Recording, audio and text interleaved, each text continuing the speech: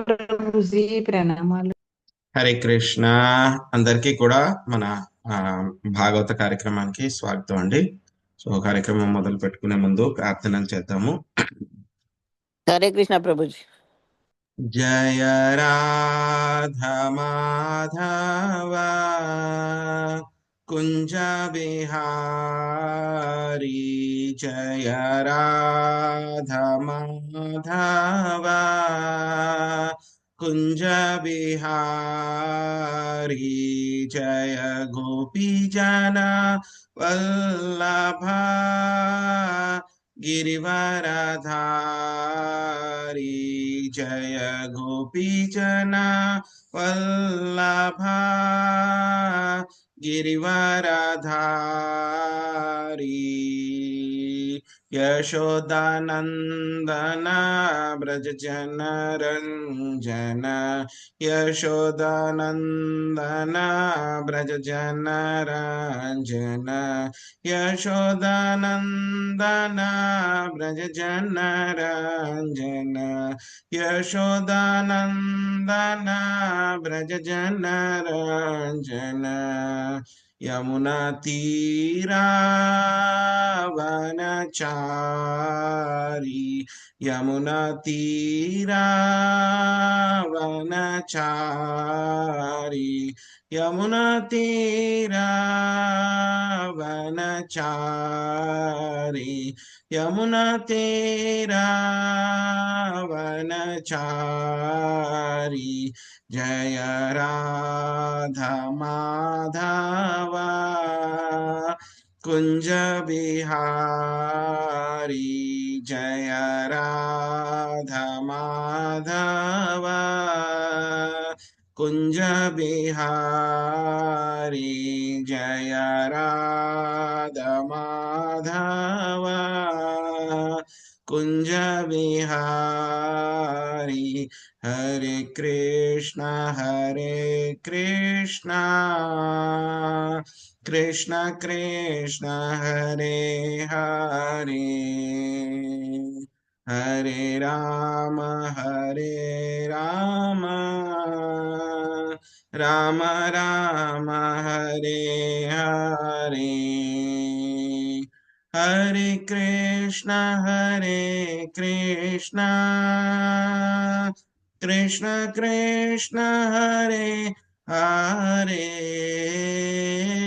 हरे राम राम राम हरे हरे, हरे कृष्ण कृष्ण कृष्ण हरे हरे, हरे राम राम राम हरे हरे। ओम नमो भगवते वासुदेवाय, ओम नमो भगवते वासुदेवाय, ओम नमो भगवते वासुदेवाय। नारायणं नमस्कृत्य नरं चैव नरोत्तमं, देवीं सरस्वतीं व्यासं ततो जयमुदीरयेत्। शृण्वतां स्वकदा कृष्ण पुण्यश्रवणकीर्तन, हृदयन्तस्तो हि अभद्राणि विधुनोति सुहृत्सताम्। नष्टप्रायेषु अभद्रेषु नित्यं भागवत सेवया, भगवती उत्तम श्लोके भक्तिर्भवति नैष्टिकी। ओम अज्ञानतिमिरान्धस्य ज्ञानाञ्जनशलाकया चक्षुरुन्मीलितं येन तस्मै श्रीगुरवे नमः। श्रीचैतन्यमनोभीष्टं स्थापितं येन भूतले स्वयं रूपा कदा मह्यं ददाति स्वापदान्तिकम्। వందేహం శ్రీగురో శ్రీయుతాపదకమలం శ్రీగురున్ వైష్ణవాంశ శ్రీరూపం సాగ్రజాతం సహగణా రఘునాథాన్వితం త్వాం సజీవం సాద్వైతం సావధూతం పరిజనా సహితం కృష్ణ చైతన్య దేవం శ్రీరాధా కృష్ణ పాదాన్ సహగణా లలిత శ్రీ విశాఖాన్వితాంశ హే కృష్ణ కరుణా సింధో దీనబంధో జగత్పతే గోపేశ గోపికా కాంత రాధా కాంత నమోస్తుతే తప్త కాంచన గౌరాంగీ రాధే వృందావనేశ్వరి వృషభానుసుతే దేవి ప్రణమామి హరిప్రియే వాంఛాకల్పతరుభ్యశ్చ కృపా సింధుభ్య ఏవ చ పతితానాం పావనేభ్యో వైష్ణవేభ్యో నమో నమః.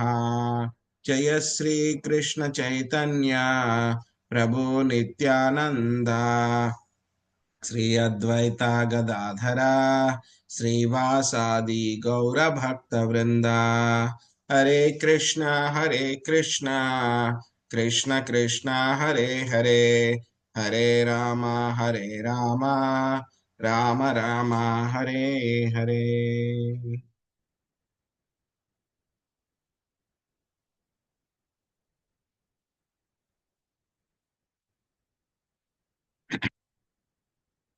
హరే కృష్ణ. అందరికీ కూడా మన శ్రీమద్ భాగవత కార్యక్రమానికి స్వాగతం అండి. సో మనము ఈరోజు శ్రీమద్ భాగవతము చతుర్థ స్కందంలో 3వ అధ్యాయంలో 2వ విభాగం గురించి మనము నేర్చుకుందాము. ఈ యొక్క అధ్యాయం పేరు శివుడు సతీదేవి సంవాదము అనేటువంటిది యొక్క అధ్యాయము. సో ఈ రోజు శ్లోకాల్లోకి వెళ్ళబోయే ముందు ఈ మొదటి భాగంలో ఏం జరిగింది అని చెప్పేసి ఒకసారి మనము అవలోకనము చేసుకుందాము. ఏమవుతుంది, మనకి ఇంతకు ముందు అధ్యాయంలో 2వ అధ్యాయంలో చూసాం ఏ విధంగా శివుడికి అదే విధంగా దక్షుడు ఏ విధంగా శివుడిని ఆయన శపిస్తారు.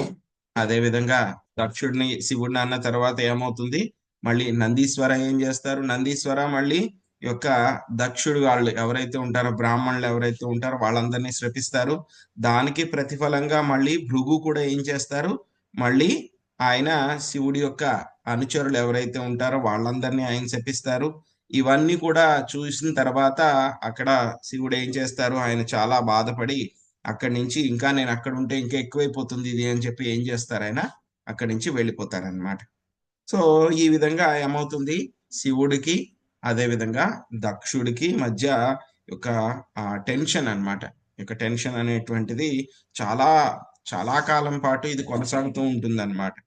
సో ఏమవుతుంది, ఆ తర్వాత ఏమవుతుందంటే కనుక దక్షుడిని ఏం చేస్తారు అంటే కనుక బ్రహ్మదేవుడు ప్రజాపతులు ఎవరైతే ఉంటారో వాళ్ళందరిలో కూడా ముఖ్యుడు ఈయనే, ముఖ్య ప్రజాపతి అనేటువంటి ఒక పదవిని ఇచ్చి ఆయన దక్షుడికి ఆ పదవి ఇస్తారనమాట.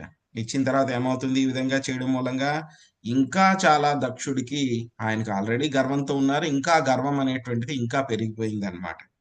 సో అప్పుడు దక్షుడు ఏం చేశారు అని అంటే కనుక ఆయన ఒక పెద్ద యజ్ఞం చెయ్యాలి అని చెప్పి మొదలు పెడతారనమాట. వాజపేయ యజ్ఞం అనమాట. ఆ యజ్ఞం అయిన తర్వాత మళ్ళీ వెంటనే అంతకంటే కూడా ఇంకా పెద్ద యజ్ఞం బృహస్పతి సభ అనేటువంటి యజ్ఞం చేయడానికి ఆయన పూనుకుంటారనమాట. సో కానీ ఏంటంటే కనుక ఆ యజ్ఞంలో మొత్తం ప్రపంచంలో ఉన్నటువంటి వాళ్ళు ఎవరైతే ఉన్నారో అందరినీ కూడా పిలుస్తారు, శివుడు ఆయన యొక్క అనుచరులను తప్ప. మొత్తం మిగతా వాళ్ళందరూ కూడా గొప్ప గొప్ప ఋషులు, మునులు, దేవతలు, గంధర్వులు, పితాస్ ఎవరైతే ఉన్నారో వాళ్ళు, వాళ్ళ యొక్క భార్యలు అందరినీ కూడా ఆయన ఇన్వైట్ చేస్తారనమాట. వాళ్ళందరూ కూడా ఏం చేస్తారు, ఆ యొక్క యజ్ఞానికి అందరూ కూడా వెళ్ళడానికి రెడీ అవుతారనమాట. సో యజ్ఞం అంటే కనుక ఒక పెద్ద ఫంక్షన్ అనమాట అది. సో ఆ ఫంక్షన్కి అందరూ కూడా వెళ్తుంటే జనరల్ గా ఏం చేస్తూ ఉంటారు, అందరూ కూడా యజ్ఞానికి వెళ్తూ ఉంటే కనుక పురుషులు స్త్రీలు ఎలా అయితే పార్టీకి వెళ్తూ ఉంటే కనుక, లేకపోతే కనుక ఏదైనా ఒక పెళ్లికి వెళ్తూ ఉంటే కనుక ఏం చేస్తారు, అందరూ వాళ్ళ దగ్గర ఉన్నటువంటి గొప్ప గొప్ప ఆభరణాలు, మంచి మంచి దుస్తులు అంతా కూడా ధరించి అందరూ కూడా వెళ్తూ ఉంటారు. సో అలా వెళ్తూ ఉంటే ఏమైందంట, మొత్తము ఆ యొక్క ఆకాశంలో మనమైతే కనుక నడుచుకుంటూ వెళ్తాము, లేకపోతే కనుక కారుల్లో వెళ్తాం మహా అయితే కనుక. కానీ దేవతలు అయితే కనుక ఏమిటి, వాళ్ళందరికీ కూడా ఒక పర్సనల్ ఏరోప్లేన్స్ ఉంటాయన్నమాట. విమానాలు ఉంటాయి, ఒక్కొక్కళ్ళకి కూడా వాళ్ళకి సొంత విమానాలు ఉంటాయి. ఎలా అయితే కనుక మనకి ఈ రోజుల్లో కార్లు ఉంటున్నాయో వాళ్ళకి సొంత విమానాలు ఉంటున్నాయి అన్నమాట. సో వాళ్ళందరూ కూడా ఆ యొక్క విమానాల్లో వాళ్ళు అధిరోహించి ఆ దేవతలు వాళ్ళ యొక్క భార్యలతోటి అందరూ కూడా చక్కగా అలంకరించుకుని వాళ్ళందరూ కూడా వెళ్తూ ఉన్నారనమాట ఆకాశంలో. ఎవరి దగ్గరికి? దక్ష యజ్ఞం ఎక్కడైతే జరుగుతుందో అక్కడికి వెళ్తూ ఉన్నారనమాట. సో ఇదంతా కూడా ఆకాశంలో చూస్తే కనుక ఎలాగా చాలా సుందరంగా కనబడింది అనమాట. చాలా చాలా బాగుంది అనమాట. సో ఎప్పుడైతే కనుక ఈ విషయాలన్నీ కూడా అలా జరుగుతూ ఉందో ఆకాశంలో, మనం కూడా చూస్తాం కదా, బయట ఎక్కడైనా ఊరేగింపు జరుగుతుంది అనుకోండి మన వీధిలోనూ, ఏమవుతుంది, వెంటనే మనం కూడా బయటకు వెళ్ళి చూస్తాం. ఏంటి ఊరేగింపు జరుగుతుంది, ఎందుకు ఇది జరుగుతుంది, ఏంటి అని చెప్పి, పెళ్లి ఫంక్షనా, లేకపోతే భగవంతుడిని ఏమైనా దేవుడిని ఏమైనా తీసుకెళ్తున్నారా అని చెప్పి మనం చూస్తాం కదా. అలాగే సతీదేవి కూడా ఆకాశంలో వీళ్ళందరూ కూడా వెళ్తూ ఉంటే కనుక ఎక్కడికి వెళ్తున్నారు వీళ్ళందరూ కూడా, అందరూ కూడా ఒకే చోటకు వెళ్తున్నారా అని చెప్పి ఆవిడ చూసిందనమాట. ఆతృతతో చూసినప్పుడు ఏమైంది, మెల్లగా ఆవిడకి తెలిసిందనమాట. ఇదేమిటి, తన తండ్రి గారైనటువంటి దక్షుడు ఒక గొప్ప యజ్ఞం చేస్తున్నారు. ఎందుకంటే వాళ్ళు మాట్లాడుకుంటూ ఉంటారు కదా దేవతలు, అవి వినబడినాయి అనమాట ఆవిడ. సో ఆ యజ్ఞం చేస్తూ ఉన్నారు, ఆ యజ్ఞానికి అందరూ కూడా వెళ్తున్నారు అని చెప్పి తెలుస్తుంది అనమాట. తెలిసిన తర్వాత వెంటనే, ఎంతైనా సరే ఆవిడ స్త్రీ కదా, సో ఆ విధంగా ఉండడం మూలంగా ఏమవుతుందో, అందరూ కూడా చక్కగా అలంకరించుకుంటూ వెళ్తున్నారు దేవతలందరూ కూడా. సో అలా అలంకరించుకుంటూ వెళ్ళినప్పుడు ఆవిడకి కూడా ఏమైందంటే కనుక, నేను కూడా మా తండ్రి గారి ఇంటికి వెళ్ళాలి, నేను కూడా ఆ యజ్ఞంలో నా భర్తతో పాటు నేను కూడా ఆ యజ్ఞంలో పాల్గొనాలి. అక్కడికి వెళ్తే కనుక నాకున్నటువంటి మిగతా చెల్లెళ్ళు, అక్కలు, ఆవిడే అందరికంటే చిన్న ఆవిడి. సో కాబట్టి మా అక్కలు, వాళ్ళ యొక్క భర్తలు అందరూ కూడా వస్తారు. చాలా రోజులైంది వాళ్ళందరినీ కూడా కలిసి. ఆ తర్వాత అక్కడికి ఇంకా మా యొక్క తల్లి యొక్క ఆ అక్క చెల్లెళ్ళు, ఇంకా చాలా మంది బంధువులు అందరూ కూడా వస్తారు. వాళ్ళందరినీ కూడా కలుసుకోవచ్చు. ఇంకా ఏమిటంటే ఆవిడ కూడాను, ఎప్పుడైతే కనుక దక్షుడు వివాహం చేశారో సతీదేవికి, ఆయన చాలా నగలన్నీ కూడా ఇచ్చారనమాట ఆవిడకి. కానీ ఆవిడ ఆ నగలన్నీ కూడా, నేను చక్కగా అలంకరించుకొని నా భర్తతో పాటు నేను కూడా వెళ్ళాలి, ఆ యజ్ఞంలో పాల్గొనాలి అని చెప్పేసి ఆవిడకి చాలా కోరిక కలిగిందనమాట. సో అప్పుడు ఏం చేస్తుంది ఆవిడ, ఎందుకంటే కనుక భర్తతో పాటు వెళ్ళాలి కదా, భర్త పర్మిషన్ తీసుకోవాలి. సో అందుకని చెప్పి ఆవిడ ఏం చేసింది, శివుడి దగ్గరికి వెళ్ళి తన యొక్క కోరికని ఆవిడ వ్యక్తపరిచింది అనమాట. సో మీ యొక్క మామగారి ఇంట్లో గొప్ప యజ్ఞం జరుగుతుందండి, మొత్తం దేవతలందరూ కూడా వెళ్తున్నారు. ఆ అక్కడికి మా యొక్క అక్కలు ఎవరైతే ఉన్నారో వాళ్ళ యొక్క భర్తలతో పాటు వాళ్ళందరూ కూడా వస్తున్నారు. సో నేను కూడా నన్ను చక్కగా అలంకరించుకుని అక్కడికి వెళ్ళాలి అని అనుకుంటున్నాను. సో ఇంకా అక్కడికి మా అక్కలు, వాళ్ళ భర్తలే కాకుండా మా తల్లులు, వాళ్ళ యొక్క పిన్నులు, వాళ్ళ యొక్క పెద్దవాళ్ళు ఎవరైతే ఉన్నారో వాళ్ళందరూ కూడా ఆ యొక్క యజ్ఞానికి వస్తున్నారు.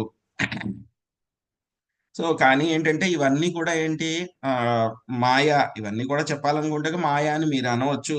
కానీ నేను పూర్ ఉమెన్ కాబట్టి, నాకు వీటి గురించి అంతా కూడా చక్కగా తెలియదు కాబట్టి, నేను నా పుట్టింటికి వెళ్ళాలి అని అనుకుంటున్నాను. సో ఇంకా చాలా మంది అందంగా అలంకరించుకుని ఆభరణాలన్నీ కూడా వేసుకుని వెళ్తూ ఉన్నారు వాళ్ళ భర్తలతో పాటు.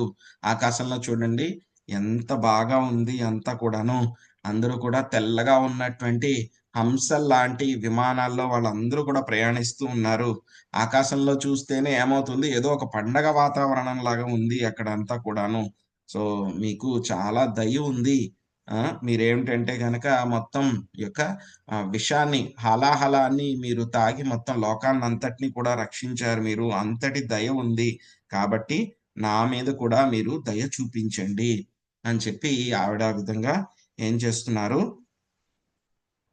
అభ్యర్థిస్తూ ఉన్నారనమాట. ఎవరిని? శివుడిని అభ్యర్థిస్తూ ఉన్నారు. రండి మనం కూడా వెళ్దాము అక్కడికి అని చెప్పి. కానీ ఇక్కడికి వచ్చినటువంటి సమస్య ఏంటంటే కనుక, దక్షుడి దగ్గర నుంచి ఇన్విటేషన్ రాలేదు. ఆ దక్షుడి దగ్గర నుంచి వీళ్ళకి రండి అక్కడికి, ఆ యజ్ఞానికి రండి అని చెప్పేసి వీళ్ళకి ఆహ్వానం అందలేదన్నమాట. సో అదొక్కటే ఇక్కడ ప్రాబ్లం అన్నమాట. సో దాని గురించి ఇప్పుడు శివుడికి దక్షుడికి మధ్య ఏం జరుగుతుంది, చర్చలు జరుగుతూ ఉంటాయి అన్నమాట. సో అదే మనకి ఈరోజు చర్చల్లో మనకి బయటకు వస్తుంది. ఇంకా ఏమవుతుందంటే కనుక, అప్పటిదాకా శివుడు చెప్పలేదన్నమాట. సో ఆయన డైరెక్ట్ గా ఏమీ చెప్పలేదు ఈ విధంగా ఈ శాపాలు ఇవన్నీ కూడా జరిగినాయి అని చెప్పేసి. సో ఆ విషయం చెప్తారు. మళ్ళీ అన్నిటికీ కూడా ఒక పినాకిల్, అన్నిటికంటే ఎందుకు బాగా ఆ ఫ్లేర్ అప్ అయింది బాగా అని అంటే కనుక, అందరూ కూడా దక్షుడు వచ్చినప్పుడు ఆ సభలో అందరూ నిలబడ్డారు, బ్రహ్మదేవుడు తప్పితే కనుక, బ్రహ్మదేవుడు శివుడు తప్పితే కనుక. సో బ్రహ్మదేవుడు అంటే కనుక తన తండ్రి గారు కాబట్టి ఆయన పట్టించుకోలేదు, ఓకే నాకంటే పెద్ద ఆయన కాబట్టి ఆయన లేవాల్సిన అవసరం లేదు అని వదిలిపెట్టేశాడు. కానీ శివుడు ఎందుకు లేవలేదు? ఈయన ఈయన నాకు అల్లుడు. అల్లుడు అంటే కనుక ఏమిటి? నా కూతుర్ని ఆయన స్వీకరించాడు. అంటే కనుక ఏమిటి? నాకంటే కూడా తక్కువ పొజిషన్ లో ఉన్నాడు. సో కాబట్టి ఎందుకు లేచి నిలబడలేదు అని చెప్పేసి దక్షుడికి కోపం వచ్చి తారాస్థాయికి వెళ్ళి ఏమైంది? ఆ విధంగా దక్షుడు శివుణ్ణి శపించడం జరిగింది అనమాట. సో ఈ విధంగా జరిగింది. కానీ ఇప్పుడు మనకి ఈ అధ్యాయంలో చివరిలో అన్నమాట, ఎందుకు శివుడు లేచి నిలబడలేదు దక్షుడు వచ్చినప్పుడు అనేటువంటి విషయం చెప్తారు. ఆ రీజన్ ఏమిటి, ఆ కారణం ఏమిటి అంటే కనుక చాలా వండర్ఫుల్ గా ఉంటుంది అనమాట. 23వ శ్లోకంలో వస్తుంది. కాబట్టి మనం తెలుసుకోవడానికి వెళ్దాము, ముందుకి బయలుదేరదాం మనం. సో ముందుగా దయచేసి ఎవరైతే హ్యాండ్ రైజ్ చేయండి, ఎవరైనా ట్రాన్స్లేషన్ చదవాలి అని అనుకుంటే కనుక. శశికళ మాతాజీ, మీరు 12వ శ్లోకం ట్రాన్స్లేషన్ చదవండి. అలాగే Prabhuji.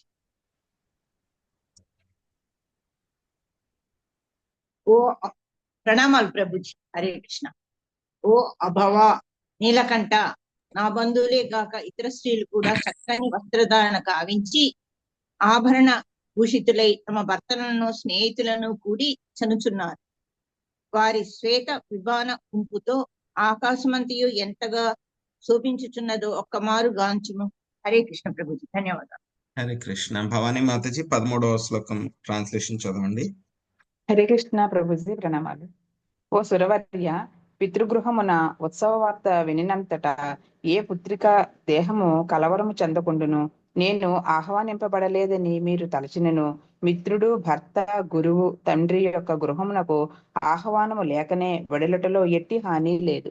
Hare Krishna. Thank you Prabhuji. Hare Krishna. So Nagalakshmi Mataji 14వ శ్లోకం చదవండి. హరే కృష్ణ ప్రభుజీ. ఓ మృత్యురహితుడా, నా ఎడ ప్రసన్నులే ఈ కోరికను తీర్చుడు. నన్ను అర్ధాంగిగా స్వీకరించితివి కనుక నా ఎడ అనుగ్రహం చూపి నా అభ్యర్థనను అంగీకరింపుడు. హరే కృష్ణ. హరే కృష్ణ. సో సతీదేవి ఎంతో చక్కగా భర్తని అభ్యర్థిస్తూ ఉందన్నమాట, రిక్వెస్ట్ చేస్తూ ఉందన్నమాట ఆవిడ. సో చూడండి, ఆకాశంలో అందరూ కూడా చక్కగా వెళ్తున్నారు, అలంకరించి వెళ్తున్నారు. బయట చూడండి పండగ వాతావరణం నెలకొంది. సో యజ్ఞం దగ్గరే కాదు, మొత్తం ఆకాశం అంతా కూడా ఆ విమానాలన్నీ కూడా చూడండి ఎంత బాగా ఉన్నాయి. విమానాలన్నీ అందరూ కూడా అలంకరించుకుని వెళ్తూ ఉన్నారు. సో ఏమవుతుందంటే కనుక, వేరే వాళ్ళ ఇంట్లో కనుక ఈ ఫంక్షన్ జరుగుతూ ఉంటే కనుక, యొక్క యజ్ఞం జరుగుతూ ఉంటే కనుక నేను పెద్ద పట్టించుకునేదాన్ని కాదు. కానీ ఏమైంది, ఇది మా తండ్రి గారి ఇంట్లో జరుగుతుంది. సో మా తండ్రి ఇంట్లో ఏదైనా ఒక ఉత్సవం జరుగుతుంది అంటే కనుక ఏ కుమార్తె అయినా సరే కలవర చెందకుండా ఉంటుందా చెప్పండి. సో మీరు అనుకుంటున్నారేమో మా తండ్రి గారి దగ్గర నుంచి ఆహ్వానం అందలేదు అని చెప్పేసి మీరు అనుకుంటున్నారేమో. సతీదేవి చెప్తుంది అనమాట, ఎందుకంటే కనుక మళ్ళీ శివుడు చెప్తారేమో అని చెప్పేసి ఆవిడే ముందు సమాధానం చెప్పేసి జస్టిఫికేషన్ ఇస్తుంది అనమాట. సో ఏమని చెప్తుంది, ఆహ్వానం అందలేదని మీరు అనుకున్నా సరే మిత్రుడు, భర్త, గురువు, తండ్రి ఇంట్లో ఏదైనా సరే ఒక ఉత్సవం జరుగుతుందంటే కనుక వాళ్ళ ఇంట్లో వెళ్ళడానికి మనకి ఎటువంటి ఆహ్వానం లేకపోయినా సరే, మనం వెళ్ళినా సరే ఎటువంటి హాని కూడా ఏమీ ఉండదు. సో కాబట్టి మీకు మృత్యువే లేదు. దయచేసి నా యొక్క కోరికను తీర్చండి. నన్ను భార్య కింద స్వీకరించారు కాబట్టి నా మీద దయ చూపించి ఏం చేస్తున్నారు, నా యొక్క కోరికను మన్నించి రండి, మనం కూడా యొక్క ఉత్సవానికి వెళ్దాము అని చెప్పేసి ఆవిడ శివుడిని అభ్యర్థించింది అనమాట.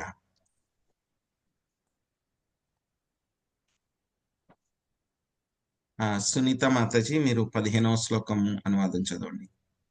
హరే కృష్ణ ప్రభుజీ. మైత్రేయ ఋషి పలికెను, కైలాసగిరిని ఉద్ధరించిన వాడు శివుడు తన భార్య ఆ విధంగా అడిగినంతటా విశ్వపాలకుల సన్నిధిలో దక్షుడు పలికిన ములుకుల వంటి కువాక్కులను గుర్తుకు తెచ్చుకున్న వాడయ్యును నవ్వుచు ఇట్లు సమాధానం మొసకెను. హరే కృష్ణ ప్రభుజీ. ధన్యవాదాలు ప్రభు. హరే కృష్ణ. సో యొక్క శివుడు అన్నమాట, ఎప్పుడైతే కనుక తన భార్య ఆ విధంగా అడిగిందో వెంటనే ఆయనకి పాత జ్ఞాపకాలు గుర్తొచ్చినాయి అన్నమాట. ఇంతకు ముందు సభలో ఏ విధంగా దక్షుడికి ఆయనకి మధ్య ఆ యొక్క ఇన్సిడెంట్ ఎలా జరిగింది, ఏ విధంగా దక్షుడు అందరిని కూడా శపించాడు, అక్కడ ఎంత కాఠిన్యంగా దక్షుడు మాట్లాడాడు తనను ఉద్దేశించి, ఇటువంటి విషయాలన్నీ కూడా ఆయనకి గుర్తుకొచ్చినాయి అన్నమాట. గుర్తుకొచ్చి ఆయనకి కొంచెం బాధ కలిగిందనమాట. సో బాధ కలిగినా సరే భార్యకి ఆ బాధాకరంగా ముఖం పెట్టి ఆవిడికి చూపించడం ఇష్టం లేక వాటిలన్నిటిని కూడా తలుచుకుంటేనే, లోపల తలుచుకుంటేనే బయటకు ఆయన నవ్వుతూ శివుడు సతీదేవితోటి సమాధానం చెప్తూ ఉన్నారనమాట. సో ఇక్కడ శివుడు ఎవరు అంటే కనుక ఆయన ఆత్మారాముడు అన్నమాట. అంటే కనుక ఆయన భగవంతుడి యొక్క భక్తి ద్వారా ఆయన లోపల నుంచే ఆయనకి ఆనందం వస్తుంది అనమాట. అటువంటి ఆత్మారాములు ఏంటంటే కనుక ఇటువంటి మానము, అవమానము, అగౌరవము, ఆ తర్వాత గౌరవము, వీటి గురించి ఏమి వాళ్ళు పట్టించుకోరన్నమాట. కానీ మరి ఇక్కడ శివుడు ఎందుకు ఈ విధంగా ఆ యొక్క అప్పుడు జరిగినటువంటి ఆ యొక్క అగౌరవాన్ని ఎందుకు ఆయన పట్టించుకున్నారు అని అంటే కనుక ఆయనకి ఎందుకు బాధ కలిగింది అంటే కనుక విశ్వనాథ్ చక్రవర్తి ఠాకూర్లు చెప్తున్నారనమాట. ఏంటంటే కనుక శివుడు ఆయన ఆత్మారాముడే అయినా సరే ఆయన యొక్క తమో గుణానికి ఆయన ఎలా ఉన్నారో అవతారం అయ్యారు కాబట్టి ఒక్కొక్కసారి కొన్ని సమయాల్లో ఆయన సుఖదుఖాల చేత, ఎప్పుడు కాదు ఎప్పుడో ఒకసారి సుఖదుఖాల చేత ఆయన ప్రభావితం అవుతారు అని చెప్పేసి చెప్తున్నారనమాట. సో ఆ విధంగా ఆయన కొంచెం లోపల బాధ కలిగినా సరే బయటికి మాత్రం చాలా నవ్వుతూ సతీదేవితోటి ఈ విధంగా మాట్లాడుతూ ఉన్నారనమాట. సో ఇక్కడ శివుడు చెప్పేటువంటి మాటలు చాలా వండర్ఫుల్ గా ఉంటాయన్నమాట. సో మనకి మంచి డైరెక్షన్స్ కూడా ఇస్తూ ఉంటాయన్నమాట. జనని మాతాజీ 16వ శ్లోకం చదవండి, అనువాదం.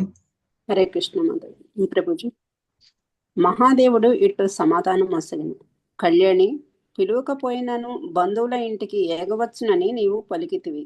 కాని ఆ బంధువు దేహాత్మ భావన వలన అతిథి ఎడ క్రోధమును బూని తప్పులెన్నడి వాడు కానప్పుడే ఆ వాక్యము సత్యమగును. హరే కృష్ణ ప్రభుజీ. ధన్యవాదాలు ప్రభుజీ. హరే కృష్ణ. సో లక్ష్మీదేవి మాతాజీ 17వ శ్లోకం చదవండి. హరే కృష్ణ ప్రభుజీ. దండవత్ ప్రణామాలు. విద్య, తపస్సు, ధనము, సౌందర్యము, యవనము, వంశము అనేది 6 గుణములు ఉన్నతులకు సంబంధించినవైనను వానిని కలిగి ఉన్నందున గర్వితుడైన వాడు అంధుడగును. వివేకము నశించగా అతడు మహాత్ముల మహిమలను కాంచజాలకుండును. హరే కృష్ణ. ధన్యవాదాలు. హరే కృష్ణ. సో దక్షుడు ఏ విధంగా ఆయన పట్ల అసూయ పెంచుకుని ఉన్నారు, పూర్తిగా ఎంత కోపం ఉంది ఆయనకి అనేటువంటి విషయము శివుడికి ఆయనకి తెలుసు అన్నమాట. సో కాబట్టి ఆయన చెప్తున్నారు, పిలవకపోయినా సరే మనం బంధువింటికి, మిత్రుడి ఇంటికి, తండ్రి గారింటికి వెళ్ళిపోవచ్చు అని నువ్వు చెప్తున్నావు. కానీ ప్రతి దానికి కూడా ఏంటి, కొన్ని కండిషన్స్ ఉంటాయి. సో వాటిలో ఒక కండిషన్ ఏమిటి, సో ఎవరైతే కనుక ఆ బంధువు దేహాత్మ భావన వలన అతిథి పట్ల క్రోధము బూని తప్పులెన్నేడి వాడు కానప్పుడు మాత్రమే అది సత్యమవుతుంది. వాళ్ళకి ఎవరింటికైతే కనుక మనం వెళ్తున్నామో, ఆహ్వానం లేకుండా వెళ్తున్నామో, వాళ్ళకి మన పట్ల క్రోధము లేకుండా తప్పులు పట్టుకునేటువంటి వాళ్ళు కానప్పుడు, దేహాత్మ భావంలో లేనటువంటి వాళ్ళు ఉన్నప్పుడు మాత్రమే మనము ఇన్విటేషన్, ఆహ్వానం లేకుండా వాళ్ళ ఇంటికి వెళ్ళొచ్చు. ఒకవేళ కనుక వాళ్ళు అటువంటి స్థితిలో ఉంటే కనుక వాళ్ళ ఇంటికి మనము వెళ్ళకూడదు అని చెప్పి చెప్తున్నారు. ఇక్కడ ఏంటంటే కనుక శివుడు అయినా ముందే ఆయనకి తెలుస్తుంది కాబట్టి ఆయన ముందే చెప్తున్నారనమాట సతీదేవికి. సో నువ్వు అక్కడికి వెళ్తే కనుక ఏమవుతుంది, నిన్ను ఎలాగో ఇన్విటేషన్ ఇచ్చి పంపించలేదు, ఆహ్వానం పంపించలేదు.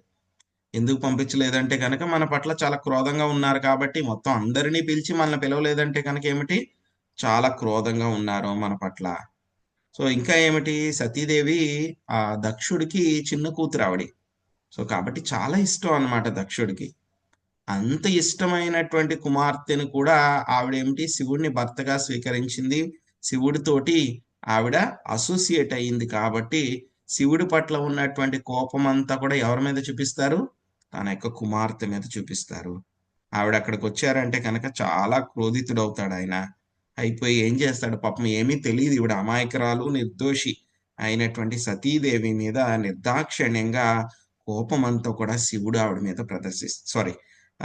దక్షుడు కోపం అంతా కూడా ఆవిడ మీద ప్రదర్శిస్తాడు అని చెప్పేసి ఈయన ముందుగానే ఆయన ఒక అంచనా వేయగలిగారు అన్నమాట, చూడగలిగారు ఆయన. సో కాబట్టి అందుచేత ఆయన ఏం చెప్తున్నారు, అటువంటి తండ్రి దగ్గరికి వెళ్ళడం అనేటువంటిది మంచిది కాదు అని చెప్పి ఆయన చెప్పకుండానే చెప్తున్నారు అనమాట. డైరెక్ట్ గానే చెప్తున్నారు, వెళ్ళడం మంచిది కాదు, పిలవకుండా మనం వెళ్ళడం అక్కడికి మంచిది కాదు అని చెప్పి చెప్తున్నారు.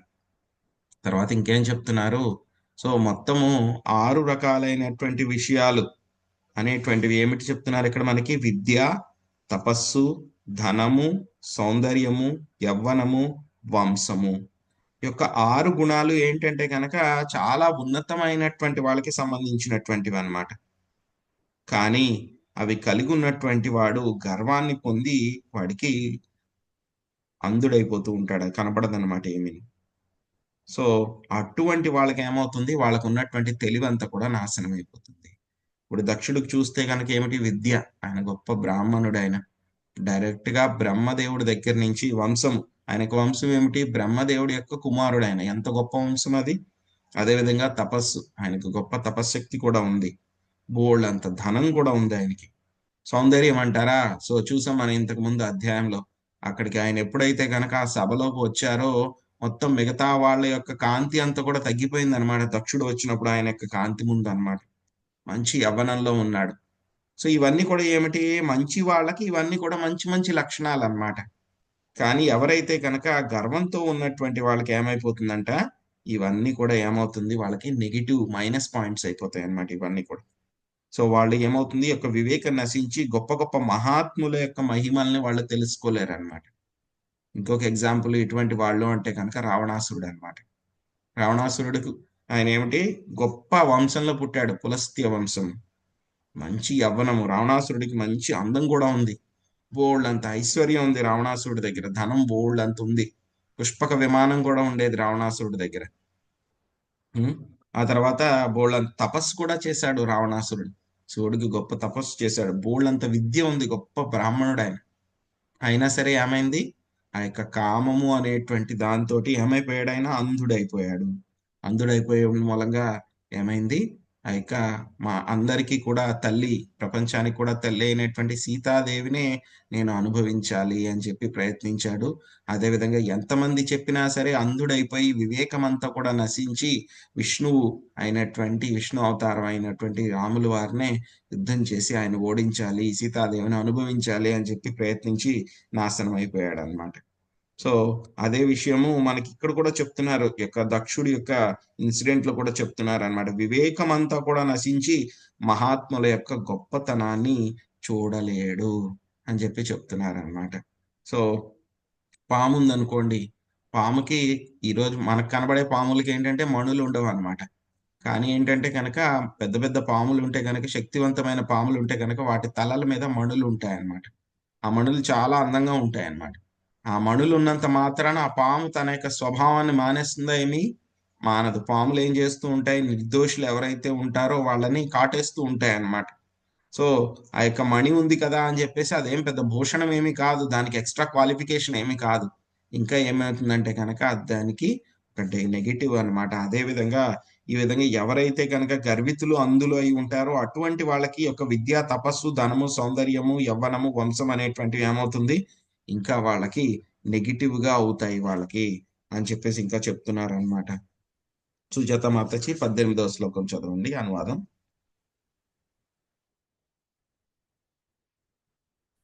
మనసు విచలితమై ఉండి బ్రొకుటి ముడివేసి క్రోధమున అభాగ్యతుని గాంచువాడైనప్పుడు అట్టివాని ఇంటికి అతడు బంధువైనను మిత్రుడైనను మనుజుడు ఏగరాదు. హరే కృష్ణ ప్రభుజీ, ధన్యవాదాలు. సో ఇక్కడ మనకి ఏం చెప్పారు ఈయన, సో ముందుగా ఏం చెప్పారు, దేహాత్మ భావంలో ఉన్నటువంటి వాళ్ళ ఇంటికి మనకు వెళ్ళకూడదు అని చెప్పి ఎవరు శివుడు చెప్పారు. దానికి సతీదేవి మళ్ళీ చెప్పొచ్చు అనమాట. సో మా యొక్క తండ్రి గారికి చాలా తెలివితేటలు ఉన్నాయి, ఆయన ఎవరిని కూడా తప్పులెంచరు అని చెప్పి చెప్పవచ్చు అనమాట సతీదేవి. సో అందుకని చెప్పి మళ్ళీ ఏం చెప్పారు దానికి, అటువంటి గొప్ప విద్య ఏమి అవన్నీ కూడా ఉన్నా సరే ఏమవుతుంది, గర్వితులు, అందులు అయినటువంటి వాళ్ళు ఖచ్చితంగా వాళ్ళు ఈ విధంగానే చేస్తూ ఉంటారు అని చెప్పి చెప్తూ ఉన్నారు అనమాట. సో ఇంకా తర్వాత ఏం చెప్తున్నారు, తర్వాత మళ్ళీ దానికి సమాధానంగా సతీదేవి చెప్పొచ్చు అన్నమాట. సో ఎంత తక్కువ మానసిక తత్వం ఉన్నా సరే వాళ్ళకి పిల్లల పట్ల ఎంతో కొంత ఆ యొక్క ప్రేమ కరుణ అనేటువంటివి ఉంటాయి కదా అని చెప్పేసి సతీదేవి చెప్పొచ్చు అన్నమాట. సో అందుకని చెప్పేసి దానికి సమాధానంగా మళ్ళీ 18వ శ్లోకంలో చెప్తున్నారన్నమాట. సో ఏం చెప్తున్నారు, వాళ్ళ యొక్క మనసు స్థిరంగా లేకపోయి చాలా భృకుటి అంటే కనుక ఇదనమాట, భృకుటి కనుబొమ్మలు. సో చాలా ముడివేసి క్రోధంగా చూసేటువంటి వాడు మన బంధువు అయినా సరే మిత్రుడైనా సరే వాడి దగ్గరికి వెళ్ళకూడదు. మన బంధువు అయినా మిత్రుడు అయినా సరే వాడి దగ్గరికి వెళ్ళకూడదు. మామూలుగా అయితే కనుక పులులు ఏం చేస్తూ ఉంటాయంటే కనుక వాటి యొక్క పిల్లలన్నింటినీ కూడా చక్కగా చూసుకుంటూ ఉంటాయి పులులు. కానీ కొన్ని కొన్ని పరిస్థితుల్లో ఆ పులికి నచ్చలేదనుకోండి, ఆ యొక్క పిల్లలు నచ్చలేదనుకోండి, ఏం చేస్తుంది, దాని పిల్లని అదే తినేస్తుంది అనమాట. పులి దాని పిల్లల్ని అదే తినేస్తుంది. సో అదే విధంగా ఈ యొక్క ఇంత కోపంతో ఉన్నటువంటి వాళ్ళు ఎవరైతే ఉన్నారో అటువంటి వాళ్ళు బంధువు అయినా సరే మిత్రుడైనా సరే అటువంటి వాళ్ళ దగ్గరికి మనము వెళ్ళకూడదు, అటువంటి అతిథి ఇంటికి మనము వెళ్ళకూడదు అని చెప్పి చెప్తున్నారు అనమాట. శశికళ మాతాజీ 19వ శ్లోకం అనువాదం చదవం. హరే కృష్ణ ప్రభు. శివుడు ఇంకను ఇట్లు పలికాను, బంధువుల పరుషవాక్కులతో గాయపడినప్పుడు వ్యధ చెందినంతగా మనుజుడు శత్రుబాణములతో గాయపడినప్పుడును వ్యధ చెందడు. ఏలైనా ఆ దుఃఖము అతని హృదయమును రేయింబౌలు పట్టి పీడించు. హరే కృష్ణ ప్రభు. ధన్యవాదాలు.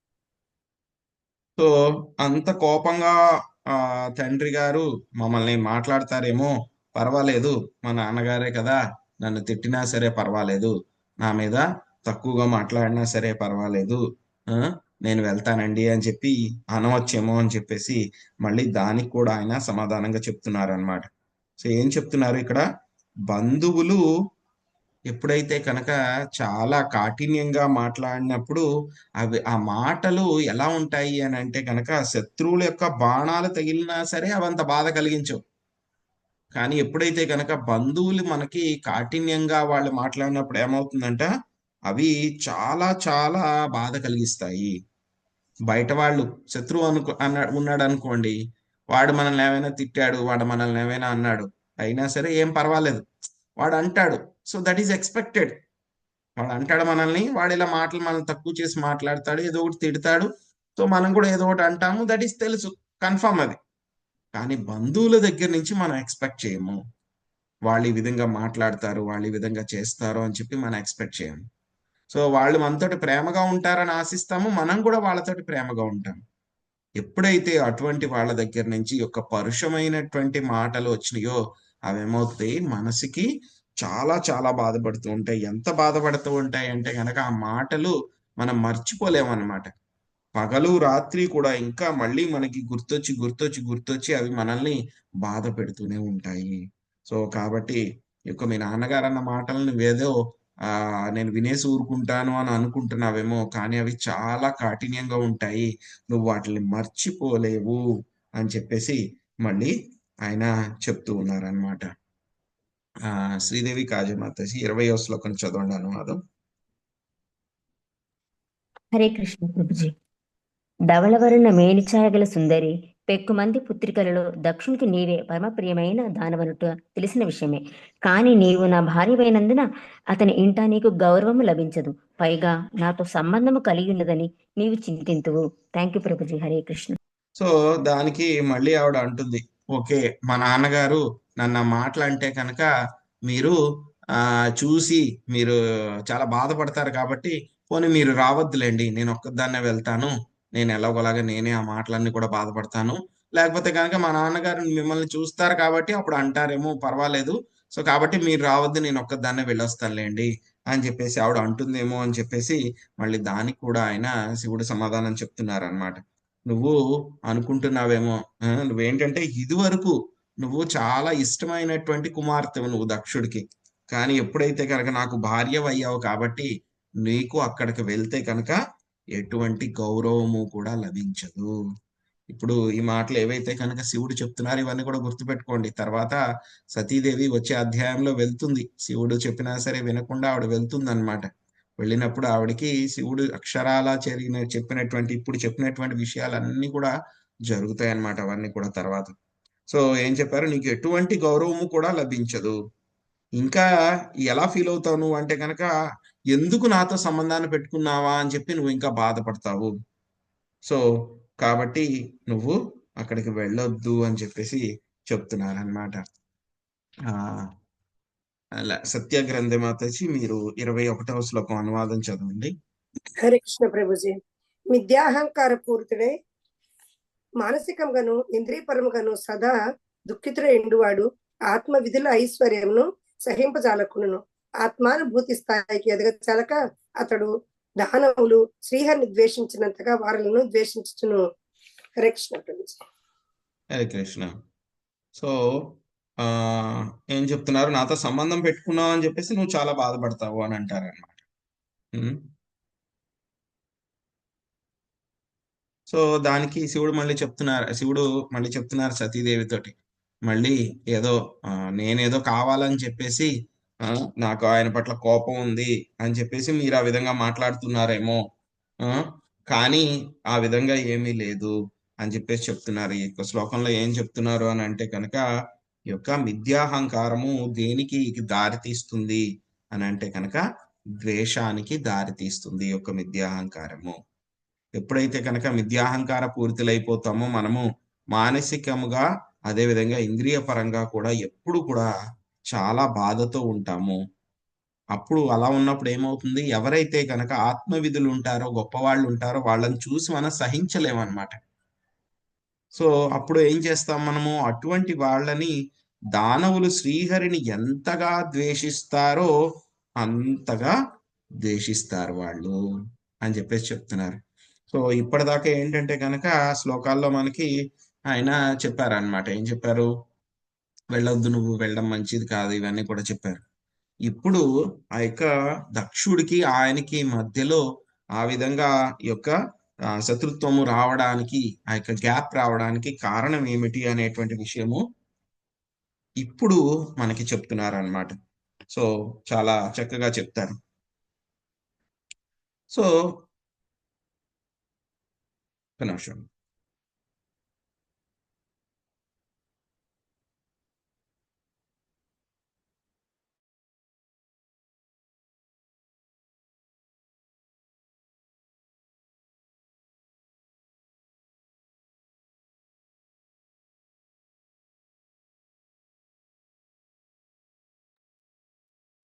యాక్చువల్గా చూస్తే కనుక దక్షుడు ఏమనుకుంటున్నాడు అని అంటే కనుక, ఆయన నేను మామగారిని కాబట్టి నా కూతుర్ని ఇచ్చాను, ఎప్పుడైతే నా కూతుర్ని తీసుకున్నారు, ఈయన వివాహం చేసుకున్నారు అంటే కనుక ఏమిటి, నాకు సబార్డినేట్ అంటే నాకన్నా తక్కువ స్థాయిలో ఉన్నారు అని చెప్పి దక్షుడు ఫీల్ అయ్యారనమాట. కానీ చూస్తే కనుక ఏమిటి, ఈ యొక్క సంబంధం శారీరక సంబంధాలు కాకుండా మామూలుగా చూస్తే కనుక ఏమిటి, ఈ యొక్క శివుడు ఎలా ఉన్నారు, ఆయన భగవంతుడి యొక్క గుణావతారం. ఆయన గుణావతారం భగవంతుడితోటి ఆయన ప్రత్యక్షంగా శ్రీకృష్ణ భగవానుడితోటి ఆయన సంబంధాన్ని కలిగి ఉన్నారు. సో కాబట్టి ఏ విధంగా చూసుకున్నా సరే దక్షుడు కంటే కూడా శివుడు చాలా ఉన్నతమైనటువంటి స్థాయిలో ఉన్నారనమాట. కానీ దక్షుడు ఏంటంటే కనుక అటువంటి ఉన్నతమైనటువంటి స్థాయిలో ఉన్నటువంటి శివుణ్ణి చూసి ఆయన చాలా గర్వితుడైపోయి చాలా అసూయ పెంచేసుకున్నాడు అనమాట. సో ఆ విధంగా ఆయన ఆ అసూయ ప్రదర్శనం అంతా కూడా ఎందుకు జరుగుతుంది, ఈయన నాకంటే కూడా ఉన్నత స్థాయిలో ఉన్నాడు అని చెప్పేసి ఈ విధంగా ఆయన ఆ విధంగా అనడం మూలంగా ఏమైపోయింది. సో ఇంకోటి ఏం జరిగింది, అప్పుడు మనం చెప్పుకున్నాం, ఎప్పుడైతే కనుక యజ్ఞవాటికలో వచ్చినప్పుడు శివుడు ఎలా ఉన్నారు, ధ్యానంలో ఉండి ఆయన పట్టించుకోలేదు. అందరూ కూడా లేచి నిలబడ్డారు, కానీ శివుడు మాత్రం లేచి నిలబడలేదు.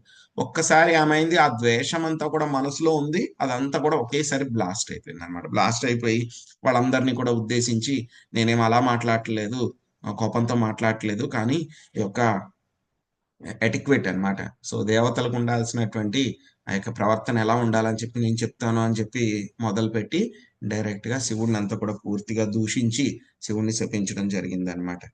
సో కానీ ఏమవుతుంది అని అంటే కనుక మనకి ఈ శ్లోకం వచ్చే శ్లోకాల్లో కూడా చెప్తారనమాట. సో మనం ఎవరికైనా సరే నమస్కారం చేస్తూ ఉన్నాము అని అంటే కనుక వేరే వ్యక్తికి మనం నమస్కరించట్లేదు. మనందరికీ కూడా తెలుసు, ప్రతి అందరి హృదయాల్లో కూడా పరమాత్మ ఉన్నారు. సో మనం ఎవరైనా సరే ఒక వ్యక్తికి నమస్కరిస్తున్నాము అని అంటే కనుక ఏమిటి, మనము వాళ్ళకి నమస్కరించట్లేదు, వాళ్ళ హృదయాల్లో ఉన్నటువంటి ఆ యొక్క పరమాత్మకి మనము నమస్కరిస్తూ ఉన్నాము. ఇది ఆత్మతత్వ, ఎవరైతే ఆత్మతత్వ స్థాయిలో ఉన్నారో అటువంటి వాళ్ళ ఆత్మదర్శులు ఎవరైతే ఉన్నారో వాళ్ళు ఆ విధంగా చేస్తారనమాట. ఎందుకంటే భగవద్గీతలో మనకి ఈ శ్లోకం వస్తుంది, సునీచైవ స్వపాకేచ పండిత సమదర్శినః. సో పండితుడు ఏం చేస్తారు, ఒక కుక్కను గాని, బ్రాహ్మణుడిని గాని, చండాలుణ్ణి గాని, ఏనుగుని గాని, సునక మాంసం తినేటువంటి చండాలుణ్ణి గాని, కుక్కని గాని అందరినీ కూడా ఆయన సమదృష్టితో చూస్తారు. ఎందుకు చూడగలుగుతారు అంటే కనుక ఆయన యొక్క దృష్టి ఎలా ఉంది, వాళ్ళందరి యొక్క హృదయాల్లో ఉన్నటువంటి పరమాత్మను చూడగలుగుతూ ఉన్నారు కాబట్టి. సో కాబట్టి యొక్క ఆత్మ దర్శులు ఎవరైతే ఉంటారో వాళ్ళు ఏం చేస్తూ ఉంటారు, ఎవరికైనా ఒకళ్ళకి నమస్కరిస్తున్నారు అంటే కనుక వాళ్ళకి నమస్కరించట్లేదు, వాళ్ళ యొక్క హృదయంలో ఉన్నటువంటి ఆ యొక్క పరమాత్మకి వాళ్ళు నమస్కరిస్తూ ఉన్నారనమాట. సో కానీ ఏంటంటే కనుక శివుడి యొక్క స్థాయికి వెళ్ళనటువంటి వాళ్ళు ఏం చేస్తూ ఉంటారు, అటువంటి వాళ్ళ పట్ల వాళ్ళు అసూయ చెందుతూ ఉంటారనమాట. సో ఈ ఒక కారణం ఏం చెప్పారైనా, సో ఎవరికైనా సరే నమస్కరించాలి అని అంటే కనుక పరమాత్మకి మాత్రమే వాళ్ళు నమస్కరించాలి, లేకపోతే కనుక ఎవరికి కూడా నమస్కారం చేయాల్సిన అవసరం లేదు అని చెప్పి ఒక కారణం, ఎందుకు ఆయన నేను నమస్కరించలేదు అనేటువంటి దానికి ఆయన కారణం చెప్తూ ఉన్నారనమాట శివుడు ఇక్కడ. సో 22వ శ్లోకము నాగలక్ష్మి మాతాజీ మీరు అనువాదం చదవండి. ప్రియురాల బంధుమిత్రులు లేచి నిలబడి కృష్ణ ప్రశ్నలు వేసుకుంటారు. పరస్పరము ఆహ్వానించుకున్నట, అభివాదం చేసుకున్నట సహజమే.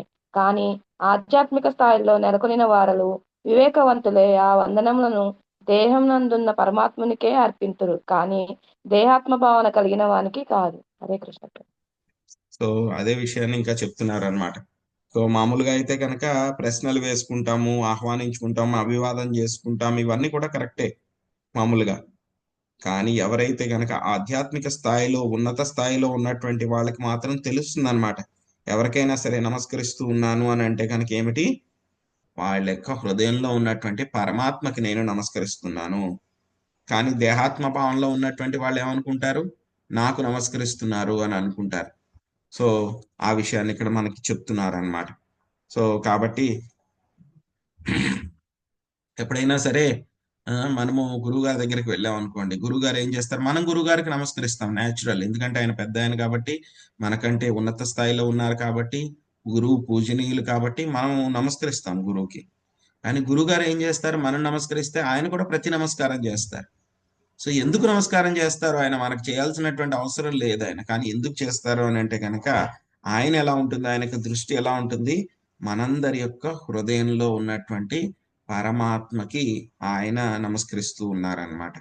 సో అందుకే ఏం చేస్తారు, ఎవరైనా సరే వైష్ణవులు వచ్చారనుకోండి, వెంటనే ఏం చేస్తారు, ఒకళ్ళకి ఒకళ్ళు మనము నమస్కారం పెట్టాలి. వైష్ణవులకి చెప్పాలంటే కనుక మనం వెంటనే వైష్ణవులకి వెంటనే దండవత్ ప్రణామాలు పెట్టాలన్నమాట. ఎవరైనా వైష్ణవులు చూస్తే కనుక, ఒకవేళ కనుక దండవత్ ప్రణామాలు పెట్టకపోతే కనుక కనీసం మనము అభివాదమైనా చేయాలి, మామూలు నమస్కారం అయినా సరే చెయ్యాలన్నమాట.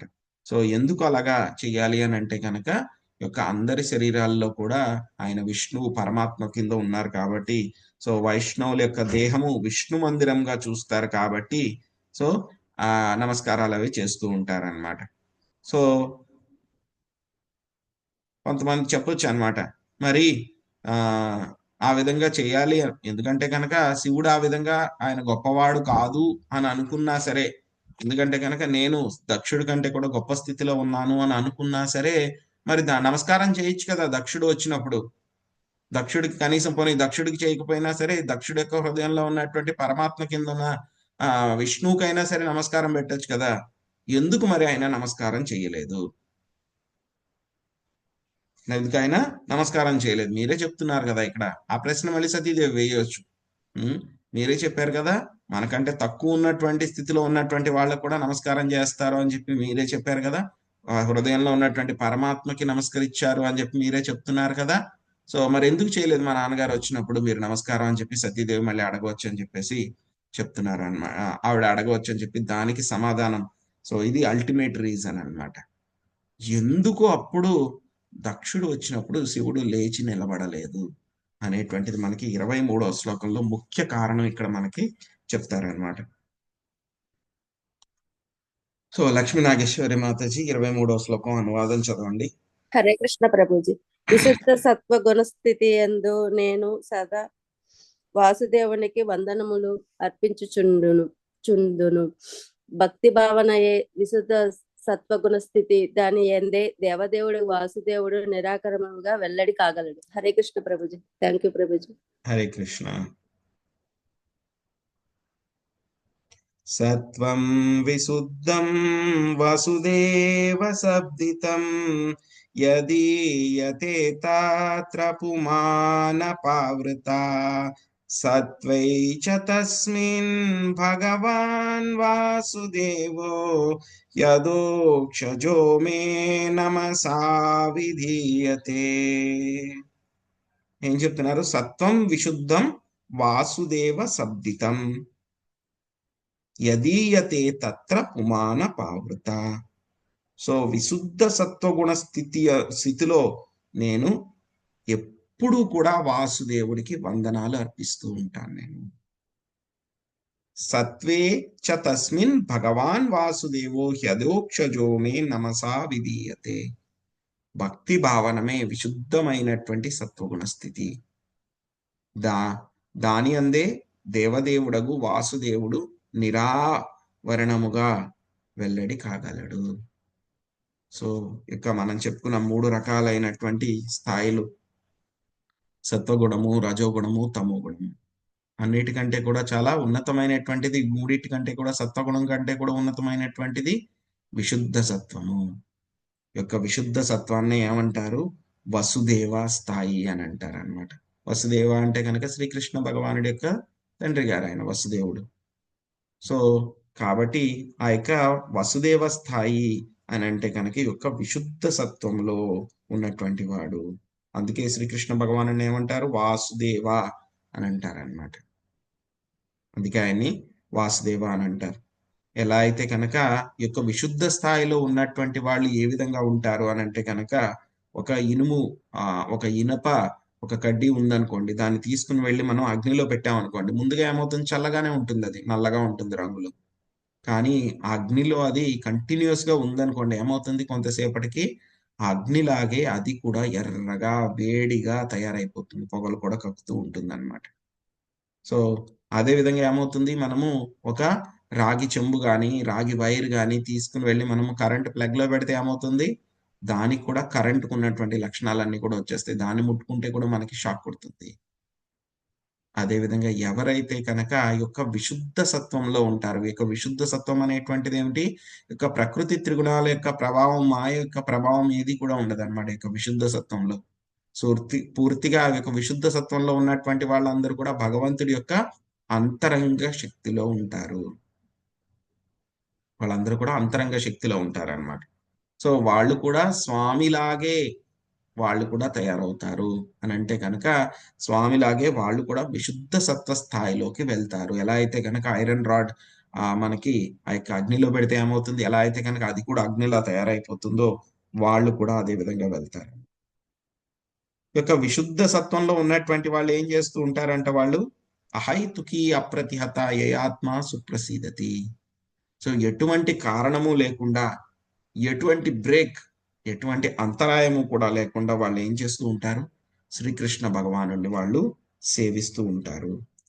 అటువంటి శుద్ధ సత్వంలో ఉన్నటువంటి వాళ్ళకి భక్తుడికి ఏమవుతారు? శ్రీకృష్ణ భగవానుడు వాళ్ళ యొక్క హృదయంలో మేనిఫెస్ట్ అవుతారు. వాళ్ళ యొక్క హృదయంలో ఆయన దర్శనమిస్తారు. దాన్ని ఏమంటారు? వసుదేవ స్థితి అంటారు అనమాట. సో చూస్తే కనుక గురువు గారికి ఏమంటారు? అష్టోత్తర శత అని చెప్పి పెడతారు, 108 అని చెప్పేసి. ఎందుకు పెడతారు అని అంటే కనుక గురువు గారికి అది ఇండికేట్ చేయడం ఏమిటి అంటే కనుక గురువు గారు విశుద్ధ సత్వంలో ఉన్నారు, వసుదేవ శబ్దితం అని చెప్పేసి చెప్తూ ఉన్నారు. ఇంకా మనకి భగవద్గీతలో కూడా చెప్పారు, వాసుదేవ సర్వమితి సమహాత్మ సదుర్లభ. ఎవరైతే కనుక వాసుదేవుడే అన్నింటికీ కూడా కారణము అని చెప్పేసి తెలుసుకునేటువంటి వాళ్ళు ఏం చేస్తారు? ఆ యొక్క శ్రీకృష్ణ భగవానుడి యొక్క శుద్ధ భక్తిలో వాళ్ళు నెలకొని ఉంటారు అని చెప్పి చెప్తూ ఉన్నారనమాట. సో ఎప్పుడైతే కనుక వీళ్ళు విశుద్ధ సత్వంలో ఈ విధంగా చేస్తూ ఉన్నారో ఏమైపోతుంది, వాళ్ళు పూర్తిగా భగవంతుడి యొక్క ధ్యాసలోనే ఉంటారన్నమాట. ఒక్కొక్కసారి ఆ విధంగా ధ్యాసలో ఉన్నప్పుడు ఏమవుతుంది వాళ్ళకి, వెంటనే వాళ్ళు ఆ యొక్క మెడిటేషన్ లోకి వెళ్ళిపోతారనమాట. తెలియకుండానే వాళ్ళకి శ్రీకృష్ణ భగవానుడి యొక్క దర్శనం కలుగుతూ ఉంటుంది వాళ్ళకి. వాళ్ళ యొక్క హృదయంలోనే వాళ్ళు దర్శించగలుగుతారన్నమాట. సో అప్పుడు ఏమైపోతుంది వాళ్ళకి, ఆ స్థాయిలో ఉన్నటువంటి వాళ్ళకి ఏమవుతుంది, బయట ఏం జరుగుతుంది, ఎవరున్నారు, ఆ విషయాలన్నీ కూడా మర్చిపోతారు. వాళ్ళ యొక్క కాన్సన్ట్రేషన్, దృష్టి మొత్తం అంతా కూడా ఎక్కడ ఉంటుంది వాళ్ళందరిది కూడా, వాళ్ళ యొక్క హృదయంలో శ్రీకృష్ణ భగవానుడు వాళ్ళకి దర్శనం ఇస్తూ ఉన్నారంటే మొత్తం వాళ్ళ యొక్క కాన్సన్ట్రేషన్ అంతా కూడా ఆయన మీదే ఉంటుంది. మొత్తం పూర్తి మీదే మనసంతా కూడా ఆయన మీదే లగ్నం చేసేస్తారు ఈ యొక్క విశుద్ధ సత్వంలో ఉన్నటువంటి వాళ్ళు. అది ఎప్పుడు వస్తుంది అని చెప్పి విశుద్ధ సత్వంలో ఉన్నటువంటి వాళ్ళకి తెలియదు. ఎప్పుడు కూడా వాళ్ళు భగవంతుడి యొక్క ధ్యాసలోనే ఉంటారు. ఒక్కొక్కసారి ఏమవుతుంది, ధ్యాసలో ఉన్నప్పుడు ఆ యొక్క వాళ్ళ యొక్క హృదయంలో స్వామి ప్రకటితం అవుతూ ఉంటారు. స్వామి ప్రకటితం అవుతూ ఉన్నప్పుడు వాళ్ళు ఏం కావాలన్నప్పుడు ఆయన రారు. నాకు ఇప్పుడు రా అంటే కనుక ఆయన రారు. ఆయన భక్తితో ఉన్నప్పుడు, ఎందుకంటే ఆయన పూర్తిగా స్వతంత్రుడు. ఆయనకి ఎప్పుడు కావాలంటే కనుక ఆయన వస్తారు. సో భక్తులు మాత్రం ఏం చేస్తూ ఉంటారు, ఎప్పుడు వచ్చినా పర్వాలేదు, మీకోసం ఎప్పుడైనా ట్రై చేస్తూనే ఉంటామని వాళ్ళు ప్రయత్నిస్తూనే ఉంటారు. అలా ప్రయత్నిస్తూ ఉంటే ఎప్పుడో ఒకసారి ఆయనకి ఎప్పుడైతే కనుక ఇష్టం కలుగుతుందో, ఆ భక్తుడు చేసేటువంటి సేవకి ఆయన ప్రసన్నం పొందుతారో, అప్పుడు ఆయనకి ఇష్ట ప్రకారము ఆయన మేనిఫెస్ట్ అవుతారు. పరమాత్మ కింద ఉంటారు హృదయంలో. వెంటనే శ్రీకృష్ణ భగవానుడి కింద వాళ్ళకి అనుభూతి కలిగించేలా చేస్తారు, చూడగలుగుతారు. సో ఇదే స్థాయి శివుడికి దక్షుడు వచ్చినప్పుడు కూడా జరిగింది. దక్షుడు వచ్చినప్పుడు ఏం జరిగింది, ఆయన ఎప్పుడు కూడా విశుద్ధ సత్వంలోనే ఉంటారు. ఆయన ఆ విశుద్ధ సత్వంలో ఉండడం మూలంగా ఎప్పుడు కూడా ఆయన ధ్యానం అంతా కూడా ఎలా ఉంటుంది, శ్రీకృష్ణ భగవానుడి మీద, అంటే సంకర్షణ మీద ఆయన యొక్క ధ్యానం అంతా కూడా ఉంటుంది అన్నమాట. సో ఆయనకి ఇష్టం కలిగింది కాబట్టి ఏమైంది, శివుడికి ఆయన మేనిఫెస్ట్ అయ్యారు. ఆయన యొక్క హృదయంలో మేనిఫెస్ట్ అయితే కనుక ఆ యొక్క శివుడికి వెంటనే శ్రీకృష్ణ భగవానుడి యొక్క దర్శనం కలిగింది కాబట్టి మొత్తం ఆయన యొక్క కాన్సన్ట్రేషన్ అంతా కూడా ఎక్కడుంది, ఆ యొక్క మెడిటేషన్ లో, ట్రాన్స్ లోకి వెళ్ళిపోయారు అనమాట. వెళ్ళిపోయి శ్రీకృష్ణ భగవానుడి యొక్క దర్శనం చేసుకుంటూ ఆయనకి వందనాలు అర్పిస్తూ ఉన్నారన్నమాట. ఎప్పుడైతే ఈ యాక్టివిటీ జరుగుతుందో ఏమైపోతుంది, బయట ప్రపంచంలో ఏం జరుగుతుంది అనేటువంటి విషయం భక్తులు మర్చిపోతారు పూర్తిగా. అదే సమయంలో ఏం జరిగింది, దక్షుడు వచ్చినప్పుడు మిగతా వాళ్ళందరూ కూడా లేచారు. కానీ శివుడికి ఆ విషయమే తెలీదు. ఎందుకంటే కనుక ఆయన ట్రాన్స్లోకి వెళ్ళిపోయారు. ఎవరి మీద, శ్రీకృష్ణ భగవానుడి మీద ట్రాన్స్లోకి వెళ్ళిపోయి పూర్తిగా ఆ యొక్క విశుద్ధ సత్వంలో మునిగిపోయి ఆ యొక్క వాసుదేవుడికి ఆయన ప్రణామాలు అర్పిస్తూ ఉన్నారు. ఆయన యొక్క మనసులో పూర్తిగా ఇన్వాల్వ్ అయిపోయారు. అబ్లివియస్, ఆయన బయటికి ఏం జరుగుతుంది, బయట చుట్టుపక్కల ఏం జరిగింది అనేటువంటి విషయం కూడా ఆయనకు తెలియదు. అటువంటి స్థాయిలోకి వెళ్ళిపోయి ఆయన శ్రీకృష్ణ భగవానుడికి వందనాలు అర్పిస్తూ ఉన్నారు. ఆయనతో టచ్ లో ఉన్నారు, ఆయనతో కాంటాక్ట్ లో ఉన్నారు కాబట్టి బయట విషయాలు ఏమీ కూడా తెలియదు. శివుడు చెప్తారనమాట, నేను పూర్తిగా అసక్తుణ్ణి. ఎందుకంటే కనుక అది వాసుదేవుడి యొక్క ఇష్టం. ఆయన ఎప్పుడు రావాలంటే కనుక ఆయన వస్తారు. అప్పుడు రండి, ఇప్పుడు రండి, అప్పుడు కుదరదు, నాకు నేను మీటింగ్ లో ఉన్నాను అని చెప్పి నేను చెప్పలేను ఆయనకి. ఆయన ఎప్పుడైతే కనుక ఆయనకి నచ్చిందో ఆయన వస్తారు. ఈజ్ కంప్లీట్లీ ఇండిపెండెంట్, సర్వస్వతంత్రుడు ఆయన. ఆయన వచ్చినప్పుడు నేను యాక్సెప్ట్ చేయడం అంతే నా యొక్క బాధ్యత. సో కాబట్టి దక్షుడు వచ్చే సమయంలో, అంతకు ముందు జస్ట్ ముందు ఆ సమయంలో అంతా కూడా ఆయన వచ్చారు కాబట్టి నా కంట్రోల్లో ఏమీ ఉండదు. పూర్తిగా నా యొక్క ఇంద్రియాలు మొత్తం అన్ని కూడా ఆయన మీదే ధ్యానంలో లగ్నం అయిపోయినాయి. బయట ఏం జరిగిందో ఏంటో అని చెప్పి నాకు తెలియదు. సో ఆ విధంగా అందుచేత నేను అప్పుడు ఆయనకి లేచి చెప్పలేదు, లేకపోతే అభివాదాలు చెప్పలేదు.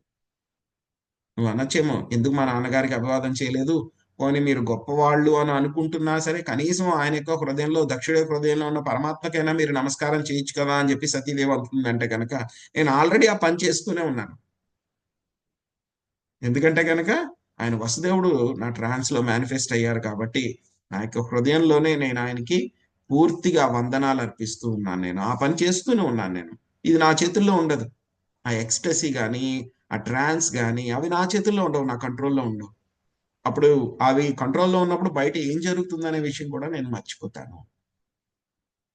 సో అందుచేత ఆయనకి లేచి కనీసం నేనేమి అభివాదం చేయలేదు అనేటువంటి విషయం మనకి ఈ శ్లోకంలో సతీదేవికి చెప్తూ ఉన్నారనమాట. సో ప్రభుజీ ఇది ఈ లీలంతా ఇలా జరగనుంది కాబట్టి ఆ టైంలో అలా జరిగింది కదా ప్రభుజీ. ఒక్క నిమిషం చూద్దాం, let me finish. So Bhavani మాతజీ, మీరు 24వ శ్లోకం అనువాదం చదవండి. హరే కృష్ణ ప్రభుజీ. కనుక దేహమున వాడైనప్పటికీ నీ తండ్రిని చూచుటకు నీవు ఏగరాదు. ఏలయన అతడు మరియు అతని అనుయాయులు నా ఎడ ద్వేషమును కలిగి ఉన్నారు. కళ్యాణి, ఆ ద్వేష కారణంగానే అతడు నిర్దోషి అయినప్పటికీ నన్ను దురుక్తులతో అవమానించినాడు. హరే థ్యాంక్ యూ ప్రభు. నేను చదవనా ప్రభుజీ? శశికళ. హరే కృష్ణ చదవండి మాతజీ, 25వ శ్లోకం. నా మాటలను నిర్లక్ష్యపరిచి నీవచటికేగా కొనినచో అది నీకు శుభప్రదము కాబోదు. నీవు మిక్కిలి మాన్యురాలవు. స్వజనముతో పరాభవింపబడినప్పుడు ఆ అవమానము నీకు వెంటనే మృత్యు సమానము కాగలదు. హరే కృష్ణ ప్రభుజీ, ధన్యవాదాలు. హరే కృష్ణ. సో చెప్తూ ఉన్నారనమాట. సో ఇది చెప్పి ఆ సమయంలో నేను ఆ యొక్క ట్రాన్స్ లోకి వెళ్ళిపోయాను కాబట్టి బయట ఏం జరిగిందో నాకు తెలీదు. సో మీ నాన్నగారు వచ్చినప్పుడు నేను లేచి నిలబడలేదు. అదే విషయాన్ని ఆయన పెద్ద విషయం కింద తీసుకుని మీ యొక్క తండ్రి గారు నా పట్ల చాలా క్రోధాన్ని ప్రదర్శించారు. ఆయనే కాదు, ఆయనకు అనుయాయులందరూ కూడా అలాగే తయారయ్యారు. సో లెక్క ప్రకారం చూస్తే కనుక నీకు దేహాన్ని ఇచ్చారు కాబట్టి మీ యొక్క తండ్రి గారు నాకంటే కూడా గౌరవనీయులు. మీ యొక్క తండ్రి గారు నాకంటే కూడా గౌరవనీయులు. సో ఆయన చూడ్డానికి వెళ్తాను అని అన్నప్పుడు నేనేమి ఆపడం సరికాదు.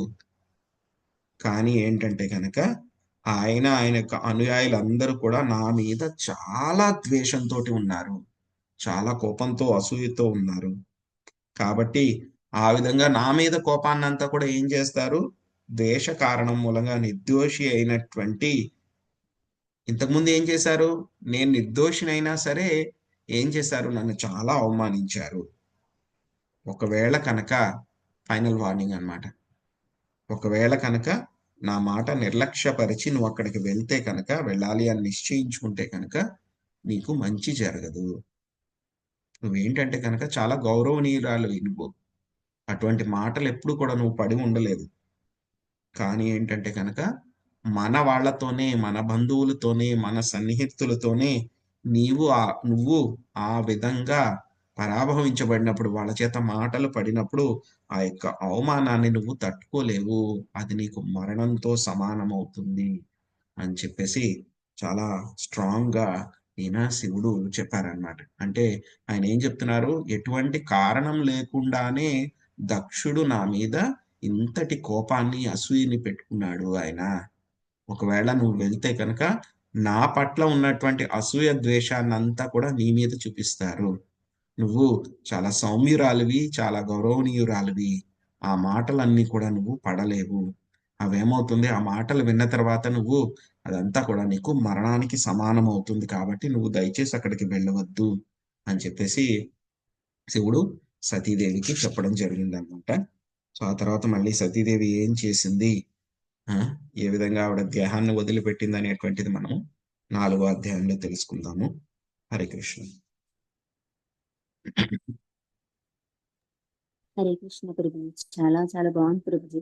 అది వరకు ఏదో పైపైన అలా తెలుసుకున్నాను ప్రభుజీ, ఇప్పుడు డెప్త్ గా తెలుసుకుంటున్నాను ప్రభుజీ. అది శివుడు దక్షుడు వచ్చినప్పుడు తను ఎందుకు అలా లేవలేదంటే, అసలు వాస్తవంగా అయితే ప్రభుజీ తమ కుమార్తెని ఇచ్చినప్పుడు అల్లుడికి ఉన్నతంగానే చూడాలి కదా ప్రభుజీ, ఆయన లెగవలసిన అవసరం కూడా లేదు కదా ప్రభుజీ. ఆ రకంగా ఆలోచించిన అసలు చెప్పండి. ఆ ప్రభుజీ ఇప్పుడు నేను వచ్చినప్పుడు శివుడు లెగవలేదని ఆయనకి కోపం వచ్చింది కదా ప్రభుజీ. ఆయన అప్పుడు యోగ స్థితిలో ఉన్నారు, స్వామి యొక్క విశుద్ధ సత్వస్థితిని ఆస్వాదిస్తున్నారన్నారు. అయితే జనరల్ గా కూడా ఇప్పుడు ఒక కుమార్తెని ఇచ్చినప్పుడు ఒకళ్ళకి ఆయన అల్లుడుగా ఉన్నప్పుడు ఆయనకి ఉన్నత స్థానాన్ని ఇవ్వాలి, కానీ అసలు అల్లుడికి అసలు లెగవలసినటువంటి అవసరం అనేది ఉండదు కదా ప్రభుజీ. జనరల్ గా కూడా ఉండదు, మామూలుగా అయితే ఉండదు. కానీ ఆయన మీద అసూయ ఉందనుకోండి, నా గౌరవం కావాలి అని చెప్పి కమాండ్ చేస్తారు. అది అలా కూడా ఒక వంక ఆయనని తప్పు చూపించడానికి. అంతే అంతే. యాక్చువల్ గా ఏంటంటే కనుక అంతకు ముందు కూడా చెప్తారు కనుక ఆ సభలోనే చెప్తారు కదా, నాకు ఇవ్వడానికి ఇష్టం లేదు శివుడికి నా యొక్క ఇష్టమైన కుమార్తెని. సో అది కానీ ఏంటంటే బ్రహ్మదేవుడు పారమేష్టి ఈయన చెప్పాడు కాబట్టి ఇచ్చాను నేను అని చెప్పి అన్నారు కదా, ఆయన ఫస్ట్ నుంచే ఇష్టం లేదు అవును అది. సో అవును ఎప్పుడైతే గనక అది ఇంకా తారాస్థాయికి వెళ్ళిపోయింది అనమాట, ఆయన లేచి నిలబడలేదు అందరూ నిలబడ్డారు అని దాంతో ఇంకా చాలా వెళ్ళిపోయింది, అవమానం కింద ఆయన భావించారు. ఎస్ ప్రభుజీ. అసలు తత్వపరంగా ఇప్పుడు తెలుసుకుంటున్నాం ప్రభుజీ భాగవతం ద్వారా, లేకపోతే అది వరకు అయితే శివుడు అలా అలా అలా జరిగింది ఏంటి, ఇది ఒక స్టోరీ లాగా ఉంది అనిపించేది ప్రభుజీ. ఇప్పుడు భాగవతం మీరు చెప్పడం ద్వారా వింటుంటే లోతుగా అర్థం చేసుకోగలుగుతున్నాం ప్రభుజీ. Thank you Prabhuji. హరే కృష్ణ. ఇంత గురువుల కృప, ప్రభుపాదుల వారి యొక్క కృప అండి అంతా కూడా. హరే కృష్ణ. ప్రభుజీ ఇప్పుడు వసుదేవ స్థితి చెప్పారు కదా ప్రభుజీ, వాళ్ళ నాన్నగారి పేరని. అంటే వసుదేవునికి భగవంతుని తలుచుకోగానే ఆయన హృదయంలో ప్రత్యక్షమయ్యారు కాబట్టి ఆ దాన్ని వసుదేవ స్థితి అని పేరు పెట్టారా ప్రభుజీ? పేరు ఎందుకు పెట్టారో తెలియదు మాతాజీ నాకు యాక్చువల్ గా. నాకు పేరు ఎందుకు ఎప్పుడు పెట్టారో డౌట్ వస్తుంది తెలియదు. ప్రభుజీ చదివినప్పుడల్లా. నాకు తెలియదు మాతాజీ, ఇంకా ఆ స్థాయి గురించి ఇంకా నాకు ఎక్కువ తెలియదు మాతాజీ, పుస్తకంలో ఉన్న చెప్పడం తప్పితే నాకు తెలియదు మాతాజీ. కాదు కాదు ప్రభుజీ, సత్యవతి మాతాజీ దక్షుడికి వసుదేవుడు అని అనుకుంటున్నట్టున్నారు ప్రభుజీ. కాదు కాదు మాతాజీ, అది వేరే క్వశ్చన్ నేను అడిగింది. ఇందాక ప్రభుజీ చెప్పారు కదా వసుదేవ స్థితి అశుద్ధ సత్వం. అశుద్ధ సత్వాన్ని వసుదేవ అని ఎందుకు అంటారు అని అంటే గనక వసుదేవుడి దగ్గర నుంచి ఆయన వాసుదేవుడు వచ్చారు కాబట్టి, అదే విధంగా శుద్ధ సత్వం స్థితి మనకి ఆ యొక్క శ్రీకృష్ణ భగవాను మేనిఫెస్ట్ చేస్తుంది కాబట్టి దాన్ని ఏమంటారు అని అంటే కనుక వసుదేవ స్థితి అని అంటారు ఒక రకంగా.